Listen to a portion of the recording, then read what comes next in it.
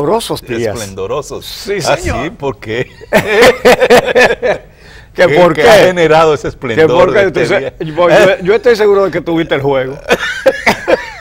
Ven acá, déjame ver cómo No, son pero los títulos. está bien titulado, míralo ahí. Míralo ahí. Tú quieres más de ahí. Mira, yo ni lo voy a enseñar.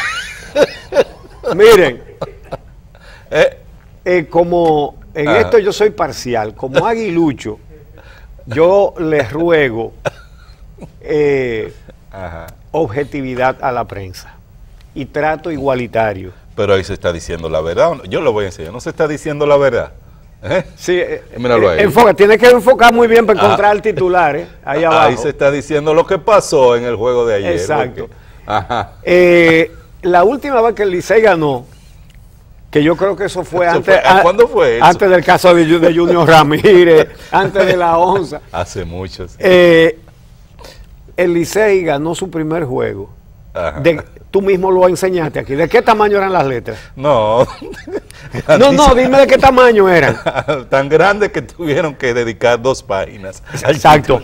Un título a 2 planas, sí. Es decir, a 8 columnas. ¿Cómo es? Sí, a 16 columnas. Ajá. A 16 columnas de este tamaño. Yo le digo a Javier, digo, ¿y si ganan el campeonato? ¿Van a tener que hacerle un anexo o poner el periódico en una valla de esa? Ajá. Porque si por ganar un juego es así, entonces miren, ahí abajo, déjame ponerla entera. Entonces, pero no es este periódico, es la mayoría de los periódicos. Yeah. Bueno, pero no importa, el juego se ganó como quiera. Sí, y esto está comenzando. Sí, Son como juegos de calentamiento. Sí, exacto, es decir que lo que estamos practicando, es practicando que estamos. Bueno, señores, eso es la cuerda, me da cuerda. Cada vez que el Licey gana, yo tengo que venir con una careta, una pechera y 2 rodilleras aquí. Bueno, pasando a temas más edificantes, ¿verdad? Hoy tenemos a Jorge Aguayo, expresidente del Centro Juan 23. Ayer nuestros invitados eran también expresidentes del Centro Juan 23 y tuvieron dificultades para llegar aquí. Viene para hablar sobre la denuncia contra 82 diputados y exdiputados a quienes el centro acusa por no presentar su declaración jurada de bienes, lo cual es una violación flagrante a la ley, a una ley que ellos mismos aprobaron. También tendremos a la doctora Mónica Roa, abogada y consultora colombiana, que viene a hablar sobre salud reproductiva de las mujeres, y tenemos otros contenidos. Entonces, quiero recomendar un artículo que publica en el diario Hoy de Hoy la politóloga Rosario Espinal, que habla sobre el populismo penal. Ella se refiere con mucha propiedad a una de las estrategias de comunicación oficialistas. Ustedes habrán oído por ahí que algunos denuncian como un atentado a la justicia lo que ellos llaman el populismo penal. ¿Saben ustedes a qué se refieren cuando hablan de populismo penal? Al reclamo del fin de la impunidad, al reclamo de que se haga justicia con la corrupción. A eso le llaman populismo penal. Y todo eso es un forcejeo para evitar que caigan presos o que sigan presos funcionarios acusados de actos de corrupción. Es para sacarlos de la cárcel, el alegato del populismo penal. Lo que quieren es desacreditar los reclamos de justicia, señalando que tienen a los pobres jueces, los tienen presionados. ¿Quién los presiona? El pueblo dominicano pidiendo justicia. Esa es la presión. Y dicen, no se puede hacer justicia. Entonces, si lo sueltan, entonces el juez es un tal y un cual. Como que el problema que tenemos los dominicanos es que los dominicanos atacamos mucho a los jueces. Ese es el problema. Eso es el argumento es ese.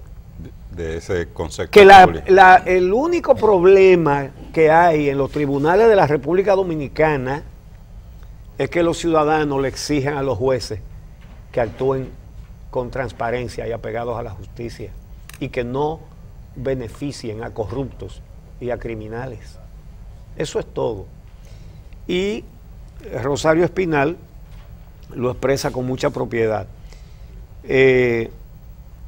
Dice ella, ¿qué es el populismo penal? En pocas palabras, se refiere a la pena exagerada impuesta contra imputados para complacer a un pueblo que reclama justicia.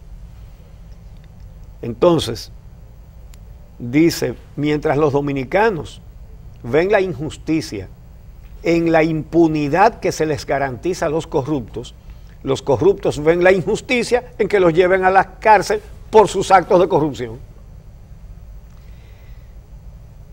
Y esos argumentos se exponen de una manera abierta, descarada.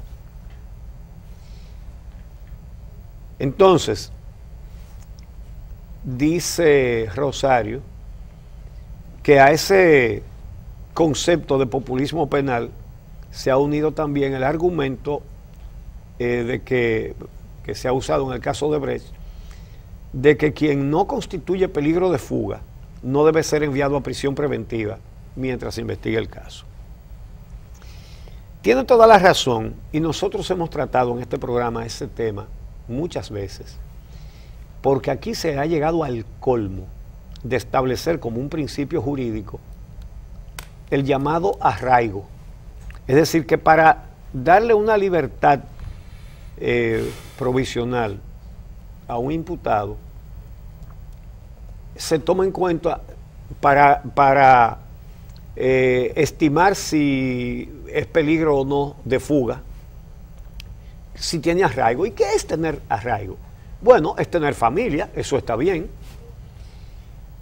pero uno de los principales elementos del llamado arraigo es tener muchos bienes.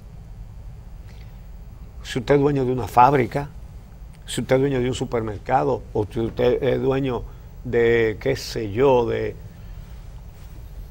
un gran negocio, de una joyería, digamos. Entonces dice, no, este hombre tiene dinero, entonces tiene arraigo, porque se supone que si tiene dinero no se va a ir de aquí. Cuando es todo lo contrario, y como bien dice Rosario, dice el que se roba 4 gallinas, no tiene para dónde coger fuera de la República Dominicana, como no sea Haití, y que seguro que no se va a querer ir a Haití, ¿verdad?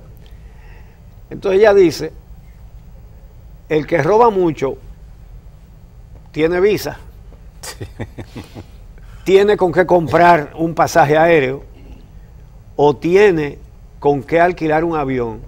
Y yo le agrego a lo que ella dice, y tiene avión también. Aquí hay funcionarios que tienen jet. ¿Alguien ignora eso? Jet, aquí hay un funcionario, era funcionario del Poder Ejecutivo antes, ahora es legislador,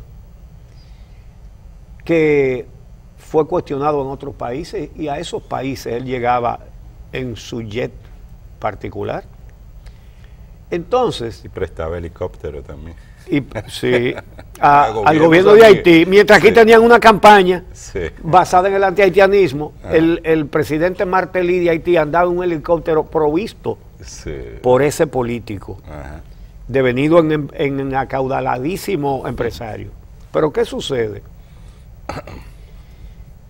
Que entonces el llamado arraigo económico lo que se convierte es en una medida de grosero discrimen contra los pobres. Es decir, usted no tiene cuarto, pues usted se queda preso porque usted no tiene arraigo. Es decir, el que roba poco no tiene arraigo. El que roba mucho, ese sí tiene. Ese sí tiene miles de millones. Que se roba 4 gallinas, a lo mejor no anda con 10 pesos encima. Entonces a ese no se le puede soltar porque no tiene arraigo. El que se roba el país tiene jet. Entonces a ese sí se le suelta porque tiene arraigo. Muy buena observación la de Rosario en ese sentido. Entonces, ella señala también que aquí no se hace justicia casi nunca con los casos de corrupción. Precisamente ayer teníamos aquí a dos ex coordinadores de Participación Ciudadana, Miriam Díaz y Cándido Mercedes, que entre otros libros publicados por Participación Ciudadana trajeron dos, que en uno se publican 90 y pico de casos de corrupción que llegaron a la justicia. Oiga, los que llegan a la justicia y ninguno terminó en condena, y el otro 200 y pico de casos, 220 y tantos, de los cuales uno terminó en condena, uno, el de Jorge Blanco. Uno, Es decir, entre los dos libros están los datos específicos de 300 y pico de casos, de expedientes de corrupción. Señores, cuando aquí se hace un expediente de corrupción es porque la cosa es grande, porque la mayoría de las cosas no tienen expediente. Fíjese lo que estaba pasando en la OMSA, por tantos años denunciado públicamente. Juan Ubiere lo denunció también, no solamente públicamente, sino que depositó denuncias en organismos del Estado que tenían que ver con el transporte. Nada, se necesitó sangre para que ahora haya un proceso en el cual la gente no confía. Simplemente. Entonces, cuando ustedes oigan atacando el llamado populismo penal, lo que se están refiriendo es lo que le están pidiendo a los jueces, que no le hagan caso a la gente que reclama justicia. Así es. Y es importante lo que tú señalas en el sentido de la contradicción que existe en la República Dominicana con relación a este tema. Es decir, cuando se trata de aplicar justicia penal a los más pobres, como tú señalas, se exige que la justicia sea inflexible, severa en la aplicación de la ley. Y ya aquí hemos presentado múltiples casos de robos o situaciones de delitos menores donde la aplicación de la ley es firme contra los que incurren en ese tipo de actos. Ahora, cuando se trata de la gran corrupción o de ilícitos llevado a cabo, cometido por personas que tienen recursos, ahí se apela al argumento que señala Rosario del arraigo, se apela al tema del debido proceso. Recuerda que eso se defiende mucho. Y claro, estamos de acuerdo con que a todo acusado, a todo imputado en un proceso tiene que llevarse el proceso de acuerdo a lo que establece la ley y la Constitución, garantizando sus derechos. Pero de todos, no de algunos, como pasa lamentablemente en la República Dominicana. ¿Y cómo se aprovecha eso del debido proceso para, más que debido proceso, aprovecharse de facilidades, de oportunidades que tienen los que de alguna manera cuentan con poder político o económico para beneficiarse de la justicia? Entonces, ese es un problema más de esa justicia que ayer mismo comentábamos aquí en el programa. Tiene tantos problemas como el que puso en evidencia el Foro Económico Mundial a partir del Índice de Competitividad Global, que indica que uno de los problemas serios en materia de institucionalidad en la República Dominicana es la falta de independencia judicial. Y cuando nosotros tenemos una justicia que actúa de esta manera, es una evidencia de esa falta de autonomía, de esa falta de independencia de los órganos judiciales, que para nadie es un secreto. En la República Dominicana se ha estructurado desde siempre, pero reafirmado a partir de la reforma constitucional del año 2010 para ofrecer, depender esencialmente de grupos políticos determinados. Mira, tú has señalado un tema, con toda razón, el debido proceso, que se reclama el debido proceso. Claro, y así debe ser. Pero el debido proceso culmina en sanción penal para la corrupción, porque de lo contrario entonces no es el debido proceso. Todo lo que se quiere decir es que si los acusados que aquí se agarran de cualquier cosa, hacen las maromas más grandes para eludir la cárcel, si le ponen freno a eso, si le ponen control. ¿verdad? Bueno, pues algunos cuando hablan de que el debido proceso quiere decir que no castiguen al corrupto. Y no hay debido proceso si un proceso judicial no termina en la condena del que se ha llevado para su casa los bienes del pueblo dominicano. Eso es un debido proceso, el castigo al que hace eso.